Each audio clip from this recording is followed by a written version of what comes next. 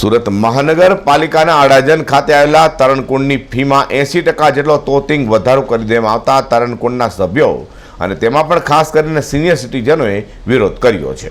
સુરત મહાનગરપાલિકા દ્વારા શહેરના અડાજણ ખાતેના તરણકુંડની ફીમાં વધારો કરાયો છે। સામા ઉનાળે અને સાથે વેકેશનના સમયે સુરત મનપા દ્વારા 80% જેટલો ફીમાં વધારો કરી દેવાતા તરણકુંડના સભ્યોમાં ભારે રોષ જોવા મળ્યો હતો। તો ફી વધારાના સૌથી વધુ વિરોધ સિનિયર સિટીઝન સભ્યો દ્વારા કરવામાં આવ્યો છે। તેઓ દ્વારા સુરત મહાનગરપાલિકાના મેયર, સ્ટેન્ડિંગ ચેરમેન સહિતનાઓ અને અધિકારીઓને રજૂઆત કરી હતી। મારું નામ રાજેશ ગોડીવાલા છે। અમે છેલ્લા 25 વર્ષથી પછારીના સ્વિમિંગ પુલમાં સ્વિમિંગ કરીએ છીએ।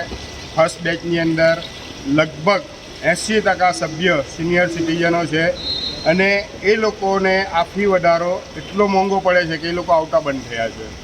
પહેલાં 165-170 સભ્ય આવતા હતા, અત્યારે માંડ સ્વિમિંગ પુલની અંદર 70થી 80 માણસ આવે છે। એ તમારા રજિસ્ટર પ્રૂફ કરે છે।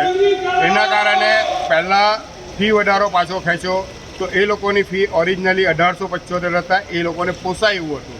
આજે 3375 રૂપિયા થાય છે, તે નહીં ચાલે એમને, કારણ કે દરેક માણસ પેન્શન ઉપર જીવતો હોય, એને કોઈ પેન્શનની આવક વધારાની થઈ નથી એમાં, એના કારણે આવતો બંધ થઈ ગયો છે। અત્યારે સભ્ય ખાલી યંગસ્ટર આવે છે અને એના માટે ફી વધારો પહેલી તકે પાછો ખેંચ્યો। જે જૂની ફી છે તે એગ્રી છે બધા, તો સભ્ય આવી શકે।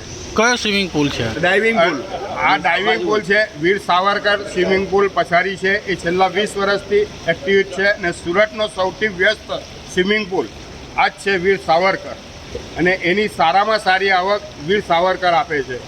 કેટલા ટાઈમથી આ વધારો હતો?